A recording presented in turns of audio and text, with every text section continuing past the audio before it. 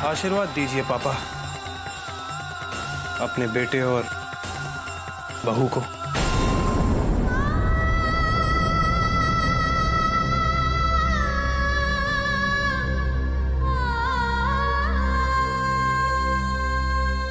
ये क्या किया करण आपने? करण तुम पागल हो गए हो?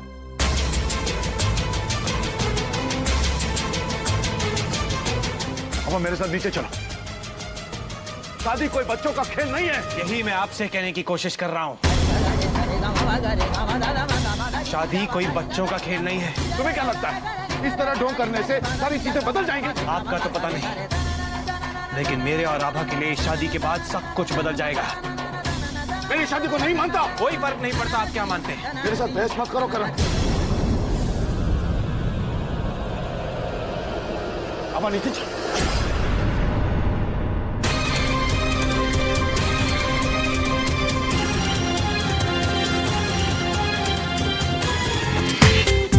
पूरा एपिसोड देखिए ZEE5 पर। आभा,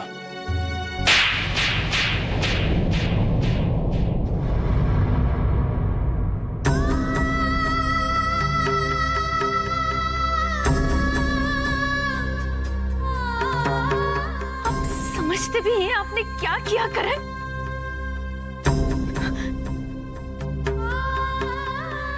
क्या जवाब देंगे हम अपनी माँ को, पिताजी को? क्या कहेंगे हम उनसे? ये क्यों? आपके दुश्मन के बेटे से हमारी शादी? आपने हमसे बिना पूछे हमारी मांग भर दी। क्यों करण, क्यों? क्या मुंह लेकर जाएंगे हम अपने घर वालों के पास जिन्हें हम पर इतना विश्वास है? आपने हमारे उस विश्वास को तहस-नहस कर दिया करण। आपने शायद सोचा ही नहीं शादी हर लड़की का सपना होता है। वो सपना जो वो अपनी आंखों में सालों से संजो के रखती है, तब से जब से उसे शादी जैसे पवित्र रिश्ते की समझ आती है। इससे खूबसूरत सपना तो कुछ होता ही नहीं है लड़की के पास।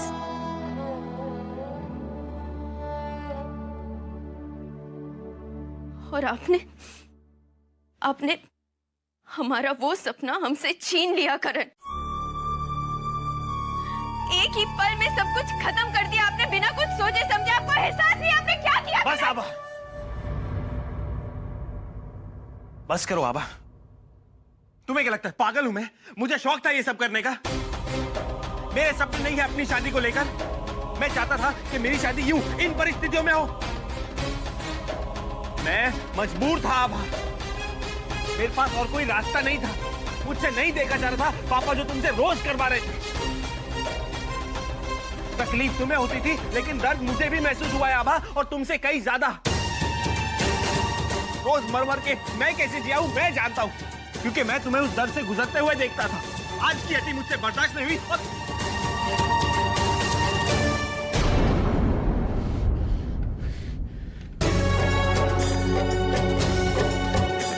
अगर एक तरफ सच ये है कि मैं तुमसे नफरत करता हूं क्योंकि तुमने मुझसे अपनी असलियत छुपाई कि तुम ठाकुर की बेटी, तो आभा सच ये भी है कि मैं तुमसे बहुत प्यार करता हूं।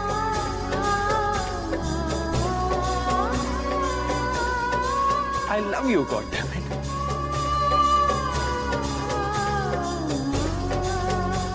और इसीलिए मैं मजबूर हो गया इतना बड़ा फैसला लेने।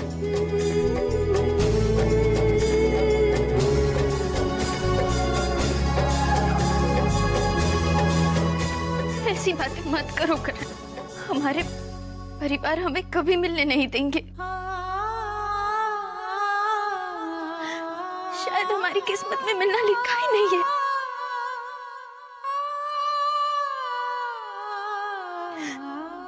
हम रेल की उन दो पटरियों की तरह है जो चलते तो है साथ साथ पर कभी नहीं मिल सकते। हमें कुछ समझ में नहीं आ रहा हम इस वक्त कुछ सोचने समझने की हालत में नहीं है करण। हमें प्लीज अकेला छोड़ दीजिए, प्लीज।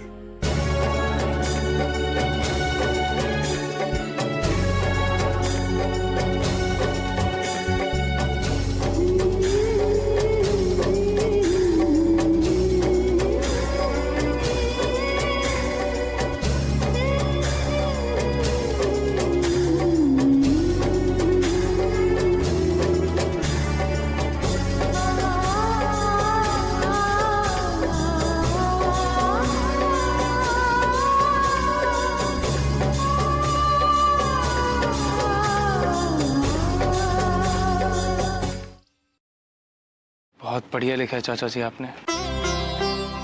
कितनी खूबसूरती के साथ आपने इतिहास को एक कहानी के रूप में पिरो दिया है।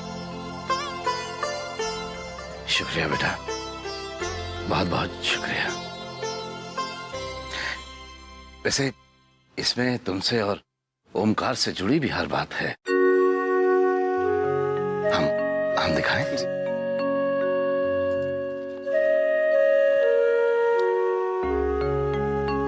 बचपन में जब कभी आभा उदास हो जाया करती थी तो एक संस्कार ही था जो उसके चेहरे पर वापस मुस्कुराहट ले आता था। और फिर वो दिन आया जब संस्कार को स्वर्ण भवन छोड़कर जाना पड़ा। हॉस्टल। हम कतई नहीं चाहते थे कि संस्कार जाए, लेकिन उसने राघव को सामने कर दिया और हम इनकार नहीं कर सके। उन दिनों आभा बहुत उदास रही और उसके चेहरे पर उदासी देखकर हमें बहुत दुख होता था। संस्कार बेटे, आज हमसे वादा करो कि अब तुम कहीं नहीं जाओगे और आभा के चेहरे पर कभी उदासी नहीं आने दोगे। चाचा जी आप चिंता मत कीजिए, मैं यहाँ सिर्फ आभा के लिए नहीं आप सबके लिए आया हूँ और अब आपकी परेशानियों को दूर करना मेरी जिम्मेदारी है। मालिक, हज्जाम आया है। हम आते हैं संस्कार।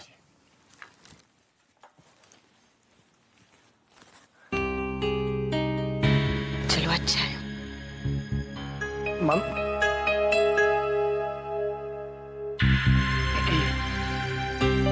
जी आप ये कुछ पैसे रख लीजिए। अरे नहीं बेटा, मुझे नहीं चाहिए पैसे। मामी जी मैं जानता हूँ आपको पैसे नहीं चाहिए, मगर इस महंगाई के जमाने में चाचा जी और उनके परिवार को किसी भी तरह की परेशानी है। मगर बेटा इतने सारे पैसे, मुझे लगता है अपने ठाकुर चाचा के परिवार की जरूरतें पूरी करने के लिए तुमने अब तक की सारी बचत दे दी। बहुत एहसान है उनके मुझ पे। अगर मैं सारी जिंदगी भी उनकी सेवा करूं तो वो भी बहुत कम पड़ेगा। वाह,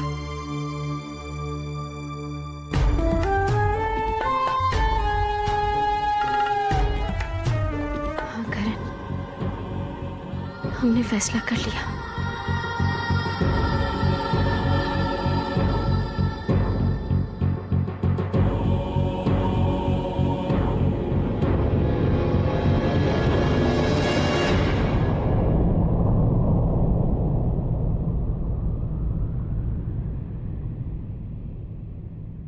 हम इस शादी को नहीं मानते।